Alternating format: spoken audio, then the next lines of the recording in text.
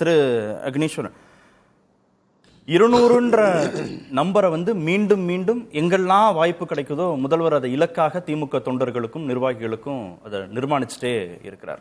இந்த முறை 7வது முறையாக மீண்டும் வெற்றி அப்படின்னும் அவர் இலக்கு நிர்மாணிக்கிறார்.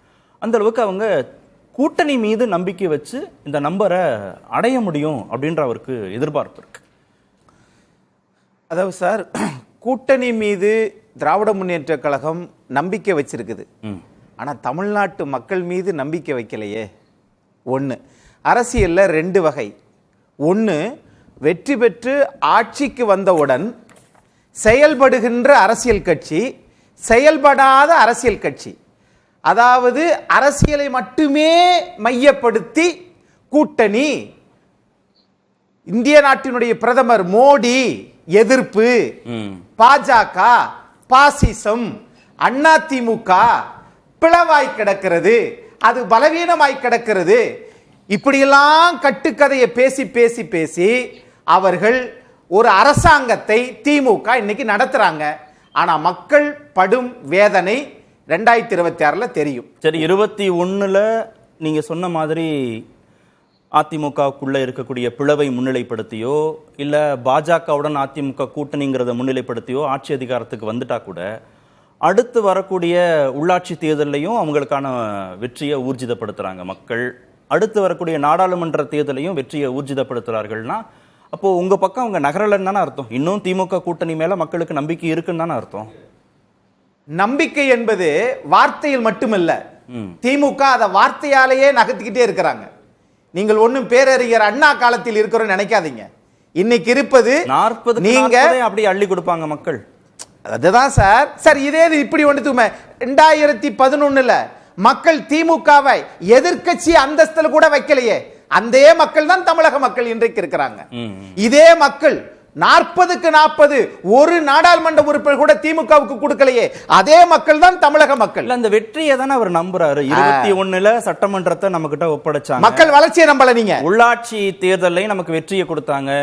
24ல 40க்கு 40 நாடாளுமன்ற வெற்றியும் கொடுத்தாங்க. அப்ப 26ல நாம தீர்மானிக்கிற அந்த 200ஐயும் மக்கள் கொடுப்பாங்கன்னு திரு ஸ்டாலின் நம்புறாரு. கண்டிப்பாக கொடுக்க மாட்டாங்க. உங்களுடைய செயல்பாடுகள் கண்டிப்பாக 200க்கு 200 வராது வராது வராது. ஒண்ணு.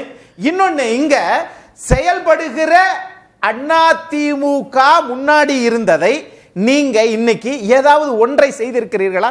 நான் இந்த இதுல நீங்க அதை ஓன் பண்றீங்க. செயல்படுகிற அதிமுகன்னு நீங்க சொல்றீங்கல்ல, அப்படி இல்லன்றார். அதாவது அதுதான் பேச்சு மட்டுமே. இபிஎஸ் உடைய வாக்கு சதவீதம் சொல்றாருல, எங்களுக்கு வாக்கு சதவீதம் 1% கூடி இருக்குன்னு திரு இபிஎஸ் சொல்றத திரு ஸ்டாலின் டீகோட் பண்றார். 2019ல 20 தொகுதிகள்ல போட்டிட்டாங்க. 19.4% வாங்குறாங்க அதிமுக. 2024ல 34 தொகுதிகள்ல போட்டிடுறாங்க. 20.4% தான் வாங்குறாங்க. அப்ப 14 தொகுதிகள் 2019க்கும் 24க்கும் அதிகமா போட்டிட்டு 1% கூட வாங்கியிருக்காங்க. ஆனா நியாயப்படி 32.98% இந்த நாடாளுமன்ற தேர்தல் 2024 நாடாளுமன்ற தேர்தல் அதிமுக வாங்கியிருக்கணும். ஆனா வாங்கல. போட்டியிட்ட தொகுதிகள் அடிப்படையில ரொம்ப முக்கியமா எளிதா எப்படி சொன்னா புரியும்னா, ஒவ்வொரு தொகுதிக்கும் 1.5 லட்சம் வாக்குகளை அதிமுக இழந்திருக்குன்னு ஒரு கணக்கு சொல்றாருன்னா, அப்ப மக்கள்கிட்ட அதிமுக மீதான நம்பிக்கை இன்னும் வரலையா? குறைஞ்சபடியே தான் இருக்கா? திமுக மீதான நம்பிக்கை அப்படியே ரீட்டைன் ஆகுதா? தக்க வச்சுட்டே இருக்கிறாங்களா? அதாவது இவ்வளவையும் சொன்ன தமிழ்நாடு மாண்புமிகு முதலமைச்சர் திரு மு.க. ஸ்டாலின் அவர்கள் மக்கள் நீதி மையத்துக்கு கிடைத்த 3.5% இழந்துட்டீங்க. நீங்க 3 முறை தொடர் வெற்றியை பெற்ற 6.5% இழந்துட்டீங்க. ஆக நாங்கள் 3 அடுக்கு வெற்றியை பெற்ற நாங்கள் திமுக அரசாங்கம் இன்னைக்கு 10% குறைஞ்சிருச்சு. அதையும் சொன்னா தானே ஒரு கண்ணுல வெண்ணெய் இன்னொரு கண்ணில் சுண்ணாம்புன்னு வர முடியும். நான் இப்ப கேட்கிறேன், செயல்பட்ட அதிமுக அரசாங்கத்தை தான் சொல்றேன். நீங்க தலைவர்கள் பொதுச் செயலாளர்கள் வருவார்கள் போவார்கள், அதை பத்தி எனக்கு கவலை கிடையாது. ஆனால் செயல்பட்ட அதிமுக அரசாங்கம் 7.5 நடைமுறைப்படுத்துச்சு. திமுக வெறும் பேச்சாலே நிக்குது. 11 மருத்துவக் கல்லூரி அதிமுக நடைமுறைப்படுத்துச்சு, வெறும் பேச்சாலே நிக்குது. நீட் விலக்கு மசோதா 2026 வரைக்கும் வரவே வராது. இதே இப்ப 5300 கோடி சமக்கர சிக்ஷா அபியான் திட்டம் போன மார்ச் மாசம் ஆமா நாங்க ஒத்துக்குறோம்ட்டாங்க இதே திமுக அரசாங்கம். அது மட்டும் இல்ல, இப்ப இதுவரைக்கும் பணம் வாங்கல. அது மட்டும் இல்ல, இப்ப இங்க வணிக வளாக கட்டடத்துகளை ஜிஎஸ்டி வரி போட்டாங்களே 18 விழுக்காடு. தமிழ்நாட்டுடைய நிதித்துறை அமைச்சர் போனாங்க கவுன்சில் மீட்டிங் டெல்லிக்கு. ஆக வெறுமனே ஆமா அதத்தான் சொல்ல வரேன். அரசியல் செய்யறாங்க சார், அவ்வளவுதான் சார். நீங்க சொல்றது புரியுது. எங்க முதல்வர் கேட்டதுக்கான பதில் நீங்க செஞ்சிருக்கீங்கன்னா அத மக்கள் வந்து எப்படி மதிப்பிடுவாங்க? வாக்குகளாக கொடுத்துதான் மதிப்பிடுவாங்க. நீங்க செஞ்சிருக்கீங்க அப்படின்னு ஒரு தொகுதிக்கு 1.5 லட்சம் நீங்க கணக்கு பண்ணுங்க. 40 நாடாளுமன்ற தொகுதிக்கு கிட்டத்தட்ட 60 லட்சம் வாக்குகள் ஏடிஎம்கே கிட்ட இருந்து போயிருக்குன்னா அது யார்கிட்ட போயிருக்குங்கிறது அடுத்தது. ஏன் போச்சு ஏடிஎம்கே கிட்ட? நீங்க ஒரு தவறான பிம்பத்தை கட்டமைச்சிட்டே இருக்கிறீங்க சார். நீங்க சார் அதை விடுங்க சார். அடுத்த கட்சியை வைத்து நீங்க உங்களுக்கு எவ்வளவு சுகர் பிபி எல்லாம் கொழுப்பு கரெக்டா இருக்கா இல்ல சக்கரை கூடி போச்சா அத பத்தி நீங்க அந்த ஆய்வு பண்றீங்க. உங்களுக்கு 10% குறைஞ்சதா இல்லையா? திரு சூர்யா வெற்றி கொண்டான் தமிழ்நாடு முதலமைச்சர் ஒப்புக்கொள்ள மாட்டார். நியாயத்தின் வழியில் சூர்யா வெற்றி கொண்டான் ஒப்புக்கொள்ளாரா? நான் அவர்கிட்ட கேட்கும்போது அந்த இல்ல என்னன்னா நீங்க கேட்டதுக்கு மட்டும் பதில் சொல்லுங்க. இபிஎஸ் வந்து அதிமுகவுக்கு கூடி இருக்குன்னு சொன்னதோட நிப்பாட்டி இருந்தாருன்னா பரவாயில்ல. ஏடிஎம்கேக்கு 1% கூடி இருக்குன்னு சொன்னதோட நிப்பாட்டி இருந்தா பரவாயில்ல. பாஜகவுக்கு குறைஞ்சிருக்கு 2014க்கும் 2024க்கும் ஒரு கணக்கு சொல்றாரு. திமுகவுக்கு குறைஞ்சிருக்கு அப்படின்னு ஒரு கணக்க சொல்றாரு.